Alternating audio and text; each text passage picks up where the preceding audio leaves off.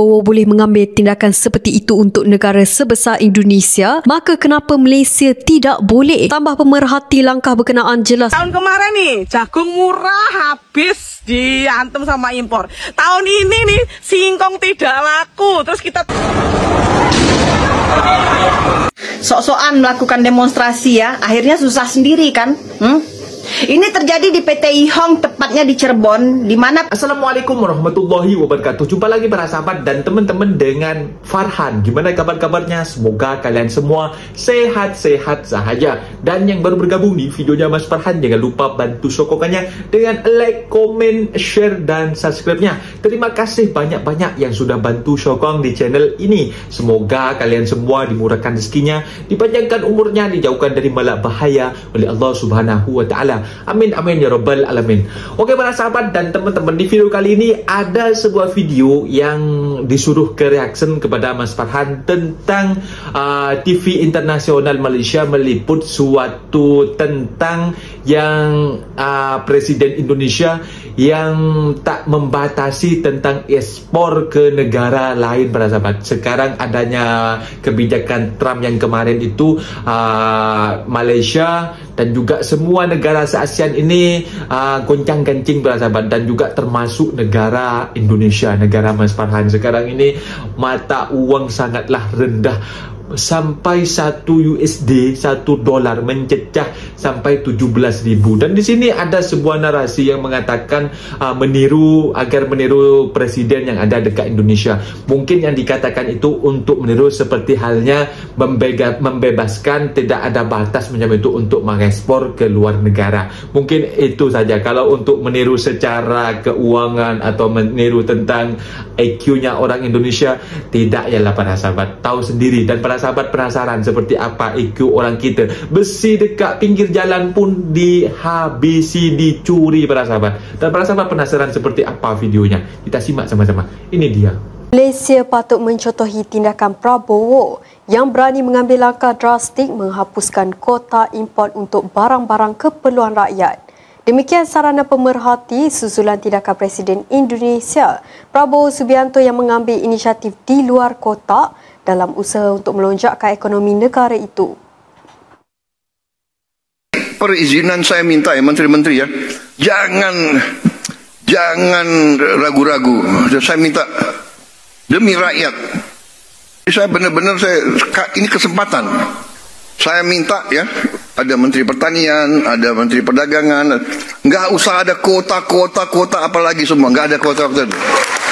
Katanya, jika Prabowo boleh mengambil tindakan seperti itu untuk negara sebesar Indonesia, maka kenapa Malaysia tidak boleh? Tambah pemerhati langkah berkenaan jelas menunjukkan keberanian Prabowo untuk mengubah landscape ekonomi negara berkenaan dan sekaligus membuka ruang bagi pengusaha tempatan beroperasi tanpa sekatan yang membebankan. Jelasnya lagi, Malaysia dalam keadaan ekonomi yang semakin mencabar. Kerajaan perlu sedar bahawa kota import terutama untuk barangan keperluan asas tidak boleh lagi menjadi halangan kepada kemajuan negara. Pemerhati menambah, bagi Malaysia, masalah seperti isu monopoli import beras oleh Padi Beras Nasional Berhad Bernas yang belum selesai antara bukti menunjukkan bahawa kerajaan perlu lebih proaktif dalam menangani cabaran ekonomi. Katanya kerajaan patut contohi tindakan Prabowo yang tidak hanya berbincang tetapi membuat keputusan tegas untuk membebaskan ekonomi daripada halangan kota. Sehubungan itu, jelas pemerhati, langkah itu bukan hanya mampu menyelesaikan masalah import, malah turut memberi peluang kepada pengusaha tempatan berkembang tanpa sekatan. pejuang tani untuk dinas pertanian. Kita itu kalau tanam tuh nggak tahu sebenarnya kita cocoknya tuh tanam apa gitu loh. Bergulir tuh tanam apa. Tahun kemarin nih jagung murah habis diantem sama impor. Tahun ini nih singkong tidak laku. Terus kita tanam lagi jagung berulang lagi ya. Tapi karena tidak ada dari pemberitahuan dari dinas, seharusnya wilayah ini tanam ini, wilayah tanam ini. Jadi kita setiap hari itu dapat harga murah. Solusinya gimana ini Pak? Ingat tak Menteri Pariwisata Indonesia ketika membuat promosi pelancongan di Indonesia, mereka menggunakan background negara Malaysia, KLCC-nya, menara apanya diletak di pelancongan Indonesia. Ada rakyat Malaysia ini meroyan, marah, menuduh Indonesia klaim kepunyaan mereka. Nggak ada rakyatnya itu marah-marah ya. Tapi di saat rakyat Malaysia melestarikan budaya leluhur mereka seperti reok, kuda kepang, wow. Rakyat-rakyat Indonesia semua menuduh ya negara Malaysia ini kaki klaim, mengklaim kebudayaan Indonesia, mengklaim batik Indonesia, mengklaim rendangnya. Coba lihat yang dilakukan Menteri Pariwisata Indonesia ya. Melakukan promosi pelancongan menggunakan background negara Malaysia. Tapi rakyat Malaysia relax ya. Mereka nggak kepanasan, nggak meroyan, nggak menuduh negara kita mengklaim. Itulah bezanya mentaliti Indonesia dan mentaliti Malaysia. Indonesia sedia membantu dan beri kerjasama kepada Malaysia dalam kepengurusian ASEAN tahun ini. Perdana Menteri Datuk Seri Anwar Ibrahim berkata, komitmen itu dinyatakan Presiden Prabowo Subianto pada Majlis Makan Tengah Hari di Ibu Negara hari ini.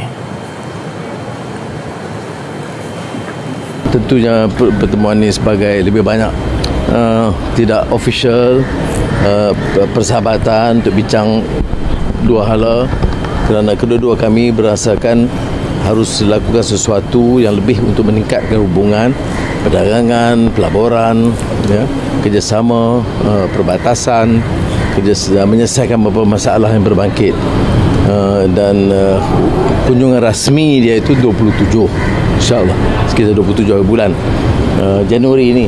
Tapi dia rasa dia nak datang kerana kita sahabat lama dan kita berbincang hati ke hati beberapa isu bersama, dan hasrat dia untuk pergi kerjasama dan membantu saya dalam pengurusian ASEAN ini.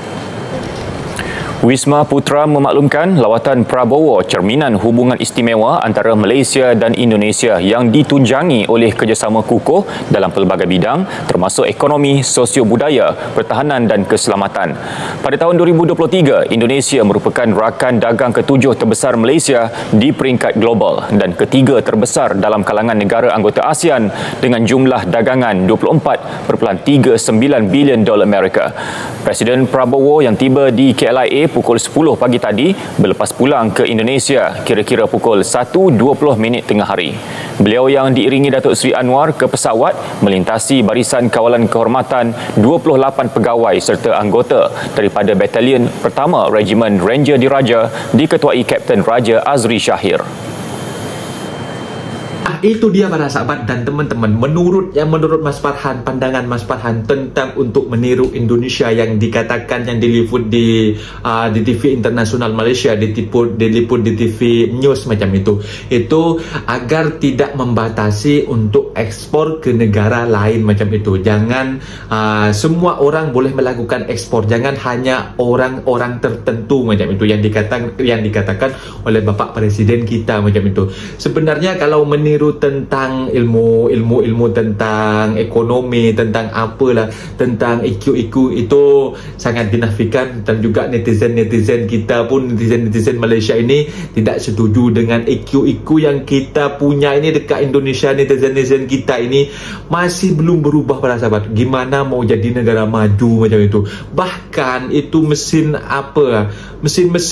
buat eskavator macam itu di taci kalau kat Malaysia ya, itu besi-besinya itu dihabisi, dicuri. Bahkan pengaman suatu jembatan, besi-besi itu semuanya dicuri para sahabat. Apalah benda hal yang itu untuk mencegah kecelakaan kepada orang, untuk menjadi penyelamat, malah dicuri sama orang-orang sana.